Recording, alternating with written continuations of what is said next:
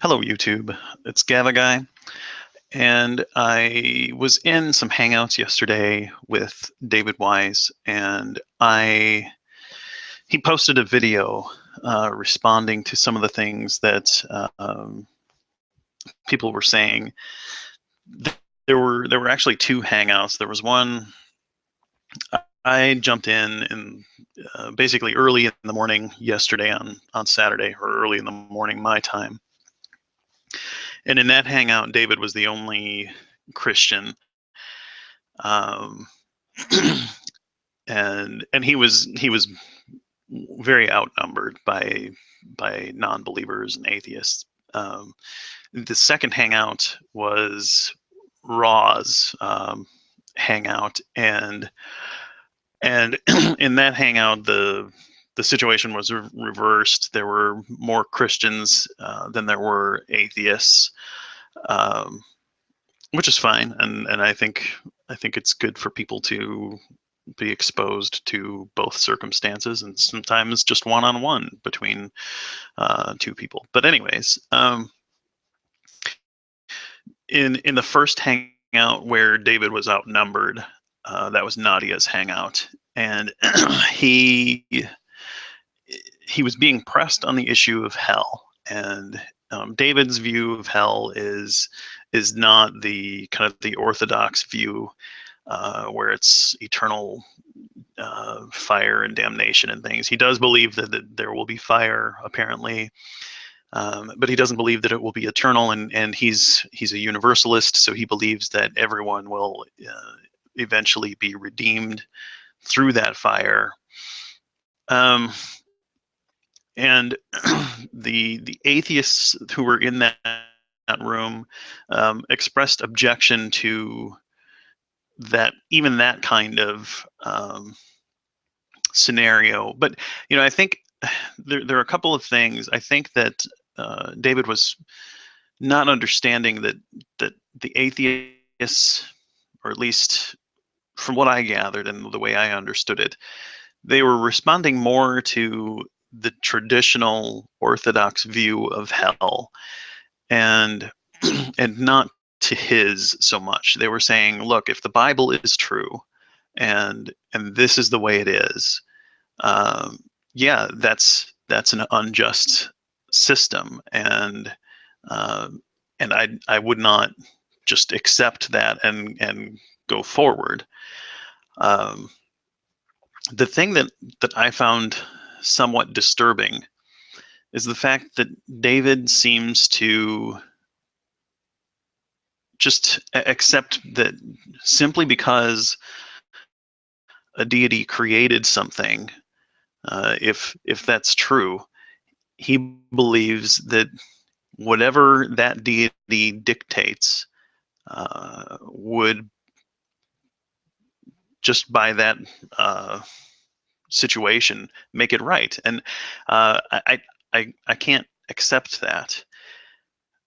In my mind, there is a moral law, or kind of moral standards, that can be kind of ascertained just through reason, and through understanding the nature of human reality and things like that, and and torturing people for eternity based on a finite lifetime is not, it's not just, no matter how you want to paint it. And just because a being is very powerful doesn't mean that that being has the authority or the right to say whatever he wants is right. Might doesn't make right. So, I mean, that's my initial response. He recorded a video. I'm going to go ahead and play part of it here. Let me see. I hope this works. So anyhow, and he's given a bit of an introduction that was similar to what I just told you. I don't know if he had. I don't think that he had participated in the second hangout that I was in with him later when he made this recording. So he doesn't make reference to any of the content there, but it was a lot of the same kinds of things that he was saying and that were being said in that one. So here he is. The atheists, in my opinion, have gone too far. They have crossed the line. And what I mean by that is that now I understand that they really do have a contempt, maybe not for what they say is God, but what we say is God. They have such a contempt for the concept of a God that they're going to have the unmitigated nerve to say that if God ever does exist and they stand before him, that they're going to air their grievances to God as if God is this wicked, just unjust, powerless entity. Okay. So first of all, there are I guess some types of gods that I would not have a problem with from a perspective of justice and morality. So to say that there's no God that we would accept, he's using a broad brush here when he paints atheists. There might be atheists who accept no authority over them whatsoever. I'm not one of those. Just like there are types of governments that I would say are good and at least to the degree that humankind is possible of producing a fair and just society and things. And then there are governments that are terrible, and I would not accept their authority. But his claim that this is an across the board rejection of all configurations of a deity, for lack of a better word, is not accurate. If there was a deity and there was an afterlife, and that deity judged us based on our actions and punished in ways that were commensurate with the deeds that were done. So, someone like Hitler, yeah, I wouldn't even have a problem if Hitler was punished in some way where he suffered, kind of in to the degree that he caused suffering. I think that's okay. And I would be okay with that. And it might be, multiple lifetimes that he suffered because of the evil that he carried out. And if people who lived lives that were mostly good, they should get rewarded for that. That just makes sense. It's fair. But that's not the scenario that's given to us in the Bible. The gospel message is that it really doesn't matter what you do, as long as on your deathbed you believe a certain thing about Jesus and his relation to God and mankind, and that you are repentant for whatever it is that you've done, no matter how terrible it is. And it's a spirit of repentance that, anyhow, that's the Orthodox view. And that's just an appalling thing. It's not good. But yeah, I don't reject all concepts of a deity whole cloth. And in fact, I would welcome the idea of a just deity who dispensed true justice in an afterlife, because I understand that our system here is flawed, and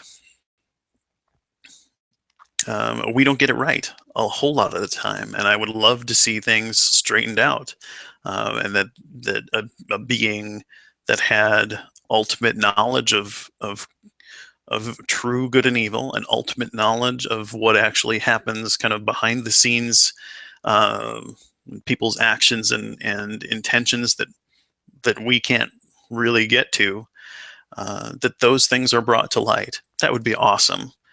I don't see any reason to believe in a deity like that, because I don't see any interactions. If there is, he's or it is removed from any interactions, as far as I can tell, here on Earth, and does not interfere.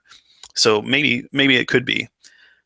And my view is, if I'm going to roll the dice and say that I have to believe in something, I'm going to risk using the mind, the intellect, and the sense of morality and justice that I feel inside of me, that rings true here on Earth, rather than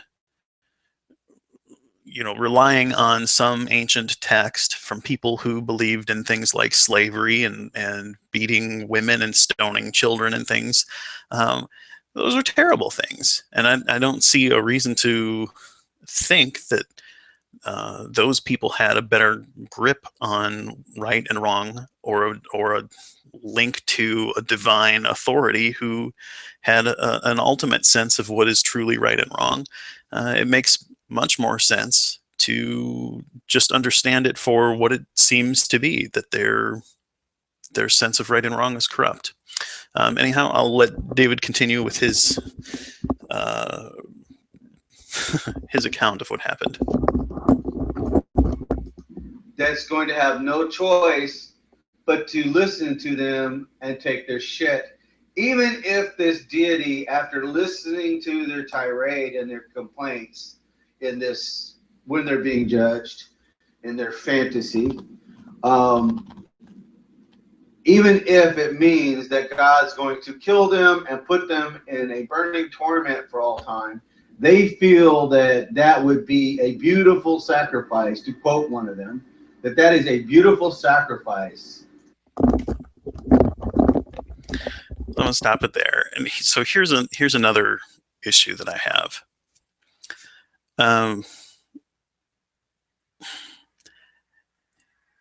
You have no way of knowing that this being, if there was such a being that we met in an afterlife, that being is the ultimate authority. And I don't think it's wise to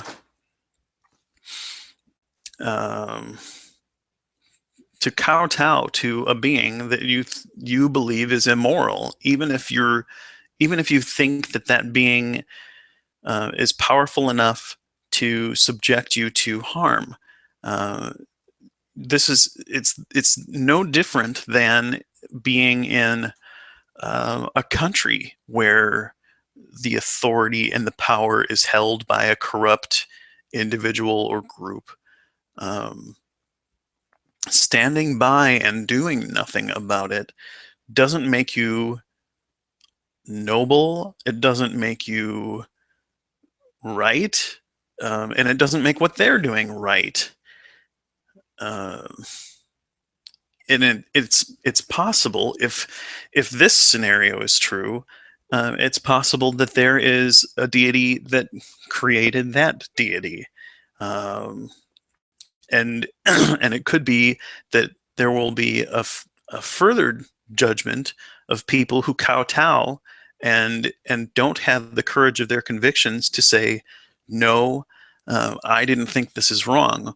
What if beyond the afterlife there is a life where you are confronted with a being who then comes to you and says, "Did you think this was right? What was going on?" And and you just say, "Well, I, I didn't know. I thought that that guy was the most powerful being, and so I didn't think I had a choice." Um, and that being says, "Well, did you have the freedom of will to decide I will obey or I will disobey?" And you could say, "Well, yes." And that, ultimate God might say, "Why is it that you did what you did?" "Well, I was just too afraid to stand up," is what it sounds like you're saying. I was more interested in preserving my own hide than I was in actually seeking what is true and what is right and just and moral. I wouldn't want to account for my actions um, if those are my motivations, and it's just not something I'm comfortable with. I couldn't.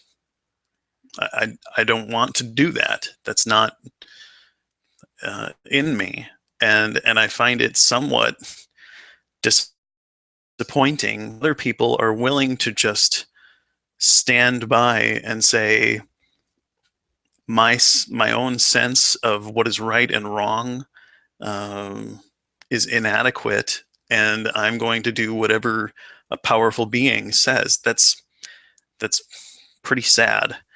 Uh, Anyhow, I'll continue on, David. To make, to point out the injustice of this deity. And that is going too far. I mean, they're insane. You've got to be insane. Assuming if you're standing before, this was a point I made. Assuming that you're able to stand before the God of the universe on your day of judgment, you're not going to have the humility, the sombering awareness that you're pretty basically powerless, and that he has all the power and all the say and all the right and all the guts to do whatever he wants with you. Because from the very beginning of your life on earth, you were his property. You're not going to have the humble awareness of this. You think that you're going to have the right. It's almost hard to listen to.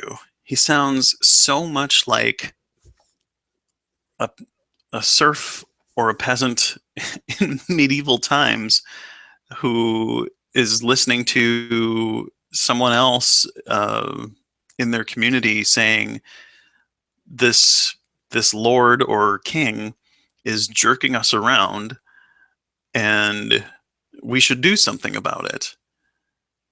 You know, even if your efforts are futile, doing right is still doing right, and just acquiescing to the will and power of a corrupt and evil being is cowardly, and just it's disgusting. I'm sorry. There's no other way to put it. Um, I really I sat and listened to David go on like this, and I don't think I'm gonna go through this whole thing. My little uh, hangout here has already gone on a bit longer than I had really planned on. But so I guess the to wrap things up, the bottom line is, one, I'm going to do what my convictions tell me to do, and because ultimately, if there is some deity out there, I don't want to stand for a deity and have to explain that, um, I disregarded the sense of right and wrong that was inherent in me, and went with my fears and cowardice, uh, and superstitious beliefs, rather than what reason and my sense of morality compelled me to do.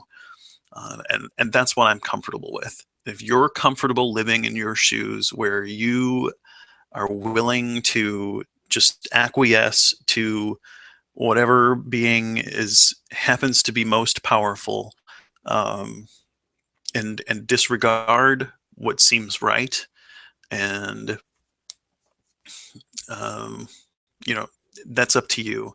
But I don't think that you should look at us who are willing to stand up and say, one, I don't see any evidence to believe that there is a deity like this, and two, even if there is, I think that that deity is worth resisting and standing up to.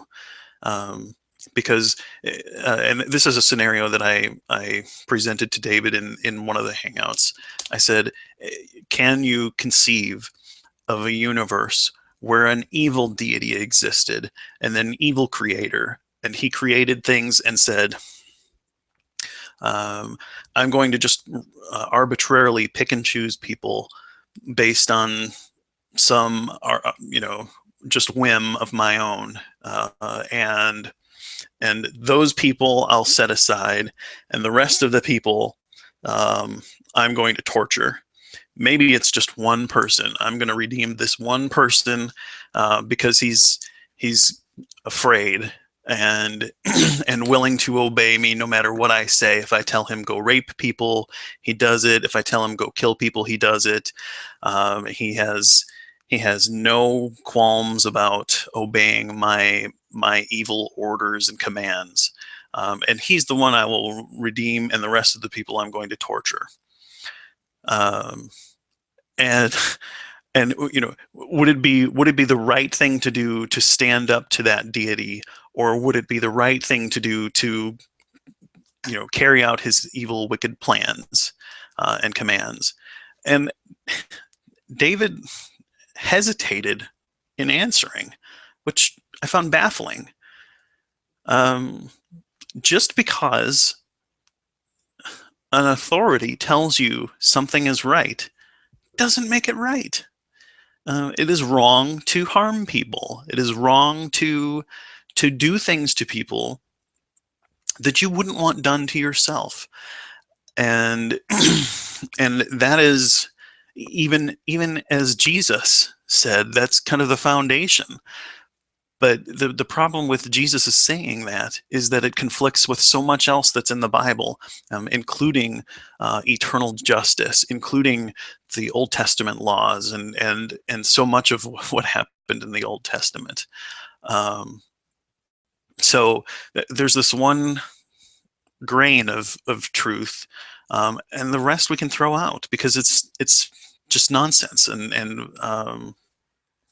it doesn't make sense. It doesn't map to the reality that we see around us, and it doesn't ring true, and it doesn't map to the conscience that I have within me. So I guess if you're going to condemn me for those things, you can do that, and I will say, I think you're cowardly, and you're operating on fear more than you are on your sense of what is right and wrong, and on your basically your superstitious beliefs. And I know you've said that you've had some experience of being in the presence of an angel and Jesus. And maybe that's true, but I haven't had that experience, and I have no reason to believe your account any more than I have a reason to believe that people who have seen or claim that they've seen aliens or ghosts or the Virgin Mary, et cetera, et cetera, et cetera. Um, you know, there are all kinds of claims that are out, and I'm going to believe the ones that can be independently corroborated and validated. That's all I've got to say. Thanks for watching. David, I would love to do another hangout with you sometime. I'm sorry that things that were said by myself and by other people upset you so much. You kind of rage quit in that first hangout, and in the second hangout you were kind of yelling and screaming at me and other people there too. Um, it's not my intention to upset you, uh, and I'm sorry that you view me as I guess arrogant or something. But I'm just following kind of the convictions that I have within me, and I guess maybe you're doing that too. But it sure seems like you are more concerned with um, running away from your fears than you are in actually doing what you think is right in any true sense. That's all I've got to say. Have a good. I'll say, go Packers. Take care.